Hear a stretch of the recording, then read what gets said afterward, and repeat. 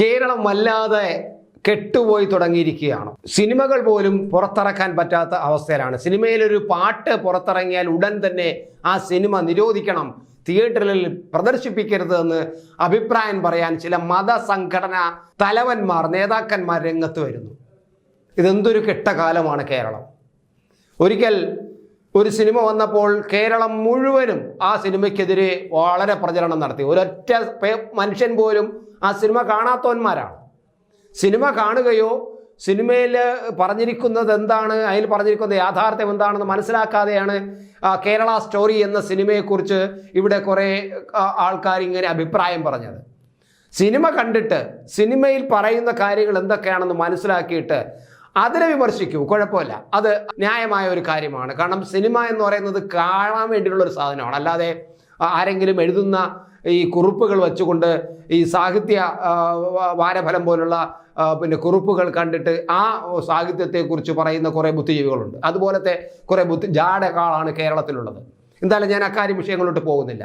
ഇപ്പോഴിതാ വീണ്ടും കേരള സ്റ്റോറിയൊക്കെ പോയി, കേരള സ്റ്റോറി ആവശ്യം പോലെ പണം ഓടി, അവർക്ക് അതിൻ്റെ ഇരട്ടി കാശ് കിട്ടി, അവർ നന്നായിട്ട് പടം ഓടിയിട്ടുണ്ട്, ആൾക്കാർ കാണേണ്ടവരെല്ലാം കണ്ടിട്ടുണ്ട്, കേരളത്തിലും കാണേണ്ടവരെല്ലാം കണ്ടിട്ടുണ്ട്, അവർക്ക് അതിൻ്റെതായ അഭിപ്രായങ്ങൾ ഉണ്ടും താനും. എന്തായാലും ആ കേരള സ്റ്റോറി പറഞ്ഞ കാര്യങ്ങളെല്ലാം കേരളത്തിൽ ഇപ്പോൾ നടന്നുകൊണ്ടിരിക്കുന്നു അല്ലെങ്കിൽ സംഭവിച്ചുകൊണ്ടിരിക്കുന്നു എന്നുള്ളത് മറ്റൊരു കാര്യവും. അതവിടെ ഇരുന്നോട്ടെ, ഞാൻ ആ വിഷയത്തിലേക്ക് പോകുന്നില്ല. ഇപ്പോൾ ഇതാ പുതിയ ഒരു സിനിമ മലയാളത്തിൽ ഇറങ്ങിയിരുന്ന മലയാളത്തിലെ പ്രമുഖനായ നമ്മുടെ സംവിധായകനാണ് അമൽ നീരദ്. അമൽ നീരദിൻ്റെ ഒരു സിനിമ വന്നിട്ടുണ്ട്, ബോഗൻവില്ല എന്നാണ് സിനിമയുടെ പേര്. ആ സിനിമയിൽ ഒരു പാട്ടുണ്ട്, സ്തുതി എന്ന ഗാനം, ഒരു പാട്ടുണ്ട്. ആ പാട്ട് പുറത്തിറങ്ങിയപ്പോൾ അതിനെതിരെ ശക്തമായ അഭിപ്രായം ഇറങ്ങിയിരിക്കുന്നു. നടി ജ്യോതിർമയിയുടെ സ്ക്രീൻ പ്രസന്റും സുഷിൻ ശ്യാമിന്റെ സംഗീതവുമൊക്കെയായി പാട്ട് നിമിഷങ്ങൾക്കകം വൈറലായി. എന്നാൽ പിന്നാലെ പാട്ടിനെ കുറിച്ച് വിവാദങ്ങളും ചർച്ചയും ഉടലെടുത്തു. ഗാനത്തിന്റെ ഉള്ളടക്കം ക്രിസ്ത്യാനികൾക്ക് അപമാനമാണെന്നും ഗാനത്തിന്റെ വരികളും ദൃശ്യങ്ങളും ക്രിസ്ത്യാനികളെ അപമാനിക്കുന്നതിന് തുല്യമാണെന്നുമായിരുന്നു ചിലർ ഉയർത്തിയ ആരോപണം. പിന്നാലെ ഗാനത്തിനെതിരെ പരാതിയുമായി സീറോ മലബാർ ആൽമയ ഫോറം ഉൾപ്പെടെ രംഗത്ത് വരികയും ചെയ്തിട്ടുണ്ട്. ഗാനത്തെക്കുറിച്ചുള്ള ആരോപണ പ്രത്യാരോപണങ്ങൾ സജീവമാകവേ ഗാനത്തെയും പിന്നണിയെയും രൂക്ഷമായി വിമർശിച്ച് രംഗത്തെത്തിയിരിക്കുകയാണ് ഫാദർ റോയ് കണ്ണംചിറ. സാമൂഹ്യ മാധ്യമത്തിലെ ഒരു വീഡിയോയിലൂടെയാണ് ഫാദർ ഗാനത്തിനെതിരെയും അണിയറ പ്രവർത്തകർക്കെതിരെയും വിമർശനം ഉന്നയിച്ചത്. ക്രിസ്തുവിനെ അവഹേളിച്ച് പോക്കറ്റ് നിറയ്ക്കാമെന്ന് കരുതിയവരുടെ പോക്കറ്റ് അറ്റുപോവുകയായിരുന്നുവെന്നും ഈശോയും കേശുവിന്റെ ഐശ്വര്യമെന്നുമൊക്കെയുള്ള സിനിമകൾ എടുത്തവർക്ക് ഇപ്പോൾ എവിടെ പോയെന്നും അവർക്ക് എന്ത് സംഭവിച്ചുവെന്നും എല്ലാവർക്കും അറിയാമെന്നും ഫാദർ ഈ വീഡിയോയിലൂടെ പറയുന്നുണ്ട്.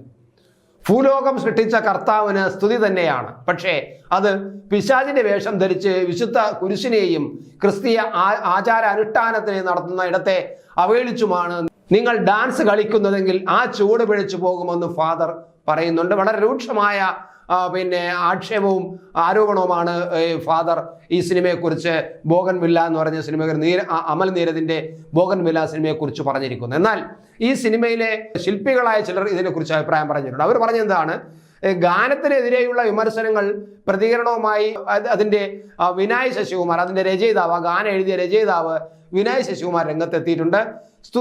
സ്തുതിക്കുന്നത് സാത്താനെയല്ല പ്രണയത്തെയാണെന്നും തെറ്റിദ്ധാരണയുടെ പുറത്ത് നടക്കുന്ന ചർച്ചകളാണിതെന്നും ഗാനരചയിതാവ് വിനയ് ശശികുമാർ വ്യക്തമാക്കുന്നുണ്ട്. ഒരു സെമിത്തേരി കണ്ടാലോ കോസ്റ്റ്യൂമിന്റെ തോളത്ത് ഒരു കൊമ്പ് കണ്ടാലോ അത് സാത്താനെ സ്തുതിക്കുകയാണെന്ന് വിധിക്കരുതെന്നും ഒരു പ്രണയഗാനത്തെ വ്യത്യസ്തമായ രീതിയിൽ അവതരിപ്പിക്കുകയാണ് സ്തുതിയിൽ ചെയ്തിരിക്കുന്നത് എന്നും വിനയ് ശശികുമാർ പറയുന്നുണ്ട്.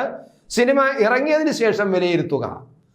ഇപ്പോൾ ഈ സിനിമ എങ്ങനെയാണെന്ന് ഉറപ്പിച്ച പോലെയാണ് കാര്യങ്ങൾ പറയുന്നത്. സിനിമ പുറത്തു പോലും ഇറങ്ങിയിട്ടില്ല, സിനിമ കണ്ടിട്ട് നിങ്ങൾ അഭിപ്രായം പറയുക. ഈ മുൻവിധിയൊക്കെ കേൾക്കുമ്പോൾ സത്യത്തിൽ ചിരിയാണ് വരുന്നതെന്നും ഒരു മാധ്യമത്തിന് നൽകിയ അഭിമുഖത്തിൽ അദ്ദേഹം പറയുന്നുണ്ട്. എന്തായാലും ഈ നമ്മുടെ നാട്ടില് വല്ലാതെ ഒരു വിദ്വേഷങ്ങൾ മനസ്സിൽ അടിച്ചടിച്ചു കയറുന്നു. കേരളത്തിലെ ജനങ്ങളിലെ എന്ത് സംഭവം നടന്നാലും, ഏതൊരു സംഭവം നടന്നാലും അതിനകത്ത് ഉടനെ തന്നെ സാമുദായിക ധ്രുവീകരണം നടക്കുന്നത്, നിമിഷങ്ങൾക്കകം ധ്രുവീകരണം നടക്കുന്നു നമ്മൾ കണ്ടതാണ്. പ്രധാനപ്പെട്ട മറ്റൊരു വിഷയത്തിലും അത് സംഭവിച്ചിരിക്കുന്നു. ഇവിടെ കേരളം വലിയ ഒരു സ്നേഹത്തിന്റെ കട ആണ് കേരളം എന്ന് പറയുമ്പോഴും വിദ്വേഷത്തിന്റെ ഈറ്റില്ലമായിട്ട് കേരളം മാറുന്നു എന്ന് തന്നെയാണ് പറയേണ്ടത്.